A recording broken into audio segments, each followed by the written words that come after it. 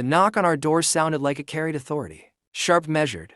Military. I remember wiping grease from my hands before opening it. Saturday morning. My dad was in the garage, humming the same old country song while fixing a broken lawnmower. When I opened the door, a man in full dress uniform stood there, for stars on his shoulders, ribbons across his chest like rows of silent medals. A 4-star general. Behind him were the black SUVs. He didn't introduce himself. He just stepped inside. His eyes moved around the living room until they landed on the wall above the fireplace. A framed photograph. My dad, younger, standing next to a dusty yellow school bus on his first day of work 20 years ago. The general froze. Not the polite pause of recognition. No, this was something else. His jaw tightened. Then he looked at me slowly. You call him Dad. The words came out like they hurt him. I felt something shift in the air. Something heavy. Before I could answer, my father walked in from the garage, wiping his hands with an old rag. He stopped when he saw the uniform. For the first time in my life, my dad looked surprised. General Whitaker, he said quietly. No confusion, no fear, just recognition. The general stared at him like he was looking at a ghost. You're supposed to be dead, he whispered. Growing up, my dad was the most ordinary man in the world. He drove a school bus. Same route every morning. Same kids. Same thermos of black coffee. Parents loved him because he remembered every child's name. Kids loved him because he waited when someone ran late. To me, he was just Dad.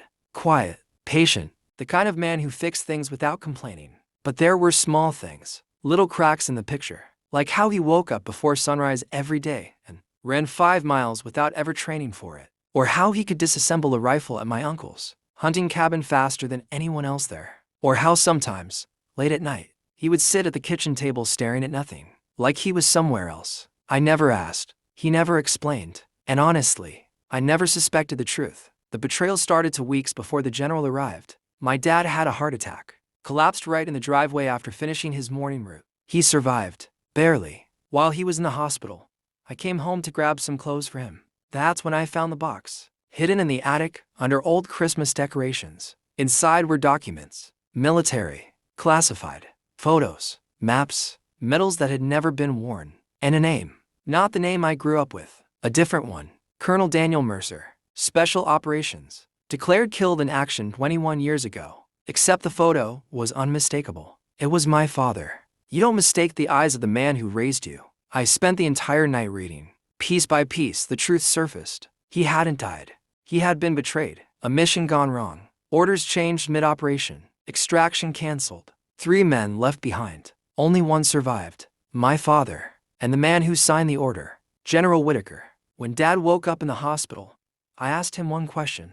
Were you Colonel Mercer? He stared at the ceiling for a long time. Then he nodded. I was. His voice was calm, like he had rehearsed this moment for 20 years. Why didn't you go back? Because the people who left us to die got promoted. That was all he said. No anger, no bitterness, just fact. But I felt it, the quiet weight of injustice. And that's when I decided something. If the truth had been buried, I would dig it up. Over the next 10 days, I became someone else. I pulled every record I could find. Mission reports, personnel transfers, satellite logs. I contacted one of the other soldiers' families. They had never believed the official story either. Then I found the missing piece. An audio file, buried deep in an archived communications server. The voice on the recording was unmistakable. Whitaker. Young then, arrogant, aboard extraction. The asset is already compromised. The asset? 3 men on the ground, my father included.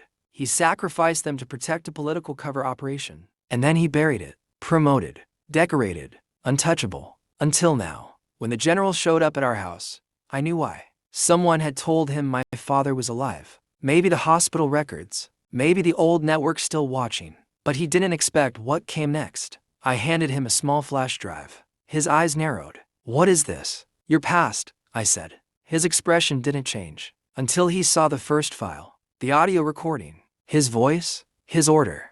Then the second file, satellite images proving the team could have been extracted.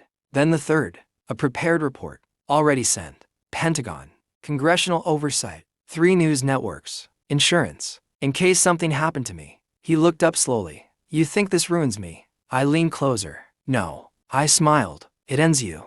The investigation took 6 months. The hearings were brutal. Whitaker tried to deny everything, but the recording didn't lie. Neither did the mission logs. The moment that broke him was when my father testified. Quiet, steady, no anger, just truth. The room went silent when he finished. Whitaker didn't look like a general anymore. He looked small, like a man watching his empire collapse, which it was. He was stripped of rank, court-martialed, disgraced, his legacy erased in a single afternoon. A year later, my dad went back to driving his bus. Same route, same kids, same thermos of black coffee. Nothing about him changed, except one thing. Sometimes when he thinks no one is looking, he smiles, like a man who finally closed a chapter. As for me, I keep the flash drive in my desk drawer, not because I need it anymore, but because it reminds me of something important. For 20 years, the world thought my father was just a bus driver, a quiet man living a simple life. They never realized the truth. He wasn't hiding.